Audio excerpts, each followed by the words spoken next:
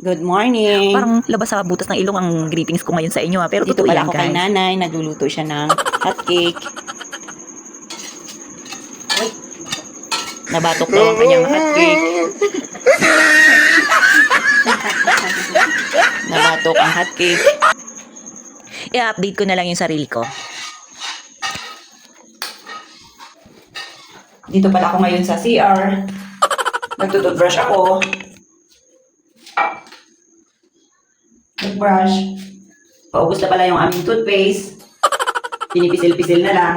Nung single pa tayo, pagka meron kang jowa, kailangan gusto ng jowa mo, lagi siyang ina-update. Tapos guys, pagka hindi mo na-update, nagagalit. So, di ba, parang kapagod naman yun, yung maya-maya, nag-update ka ng mga ginagawa mo, kahit na pag CR mo, pag toothbrush mo, or pagkain mo, kung ano-ano na lang. Gusto niya lagi i-update siya sa mga ginagawa mo. Tapos pagka hindi mo na-update, magagalit sa'yo. Ang sasabihin, meron kang iba. Ano ba yung pinagkakaabalahan Tapos na ako mo? Ganun. mag-toothbrush. May time din naman talaga na pagkagising mo sa umaga, itatamarin ka. Pupunasan ko muna yung aking bibig. Dahil ako'y nag-toothbrush. Katapos lang Yan mag-toothbrush. talaga yung unang-una nating ginagawa sa umaga pagkagising, pagtutoothbrush. Kailangan bago tayo makipag-usap, mabango ang ating bibig. Pupunta na naman ako dito. Magtitimpla ng kape. Ang suot ko nga pala ngayon ay ayan. Kailangan talaga mayat maya ang update mo. Di ba parang nakakainis yung ganun. Pero kung mahal mo yung isang tao guys, Nagpipindot pala ako ngayon ng itiisin mo cellphone. yung ganung sitwasyon. Yung kahit na paghawak mo ng cellphone, sasabihin mo pa kung anong ginagawa mo. Abay! Siguro kahit na pag-utot mo, kukwento mo Magtitimpla sana ako pa. ng aking kape. Kaya lang nakita ko ito yung aking cellphone. Dapat na palang pindutin. At kunin ang coins.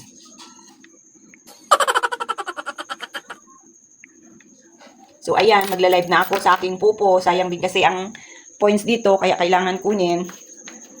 Kahit hindi ako maglaro. Sayang. Diyan natin ilalagay kay nanay. Para kunyari, siya yung may-ari niyan. Habang ako, palakad-lakad. Ito namang si Pupo, super arte rin. Gusto niya ilakikita Ito na ka nga niya. pala Ikaw ang mismo yung aking mukha mo kape. nakikita niya doon sa camera. Pag wala tayong ina-update ganito, kakausapin na lang natin ang ating sarili. Yelo pa din eh. Opo, nag-yellow din siya. Sabog kami ni nanay. Sabog. Dahil walang nagchat-chat sa akin, update ko na lang ang aking sarili. Nagkakapi na nga pala ako. Yung kape ko malamig pa sa simoy ng hangin pang December.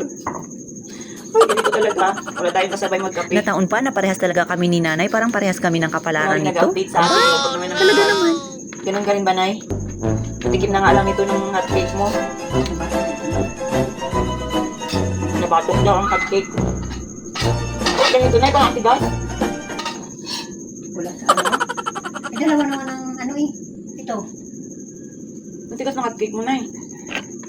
Arty pa, nakikitikim na nga lang. Walang sarap. Oh, no, no, no, no.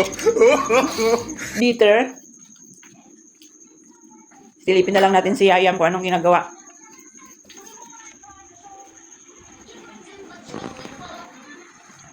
Buti pa si Yaya masaya.